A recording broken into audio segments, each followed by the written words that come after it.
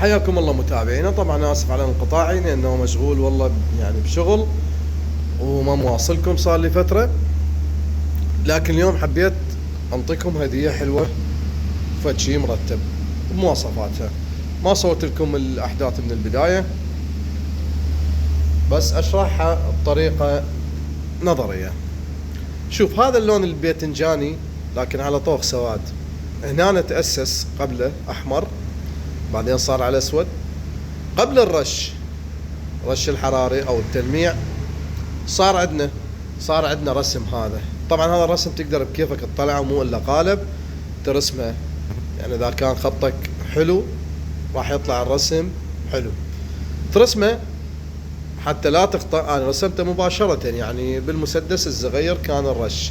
انت تقدر ترسمه بقلم حسب الخط اللي تريده، قلم ماجيك، وبعدين تجي تمشي. طبعا قلم ماجيك تدير بالك ما يكون اسود، يكون عكسه، يكون مثلا ذهبي اصفر حلو حتى ويا الاسود يتلابس.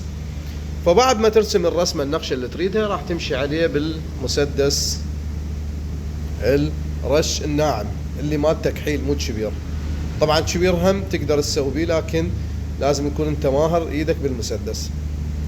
بعد ما تكمل الرسمه هاي ويا التخطيط، احنا قلنا دائما نشرح لكم الشغلات اللي نسويها ورا الكواليس. بعدين تجي من يثبت هذا الذهبي راح تجي ودير بالك اهم شيء ترى الذهبي يكون نوعيه زينه ويتخفض مثلا بنزين يكون افضل. يعني اذا بنزين يكون افضل حتى للسرعه حلو يكون شغله. بعد ما تكمل التخطيط والرسم راح تنزل وراها يبس، تنتظره يبس شويه، وراها تجي ترشه الملمع او الحراره اللي تريده حتى يطلع بهاللمعه بهالقوه، وراح يثبت فوقها ويصير اقوى. يعني مي ما له علاقه. هذا هم نفس الحركه مالته. طبعا اليوم احنا نحكي على الصبغ، ما حكينا على نجارتها. حركتها هم نفس الشيء، ينصبغ الوان البويه الرصاصي. طبعا قبل اساس تضربه، بعدين بعد ما تضرب الاساس هاي تعرفون انتم حاكيين احنا المراحل. تجي هنا تخطها هم بالقلم الماجيك، بس دير بالك قلم اسود ويا الرصاصي لانه بالذهبي راح يظل يطبع، كون حذر. يكون اصفر صح ما راح يبين الاصفر، بس انت تحاول تشوفه حسب الرسمه اللي تريدها او حسب القالب اللي انت مكنكه براسك. شوف احنا شو مسوين هنا، مسوين حتى الرسمه هاي جايه ويا هاي، حتى من تسد الابواب راسميها رسم.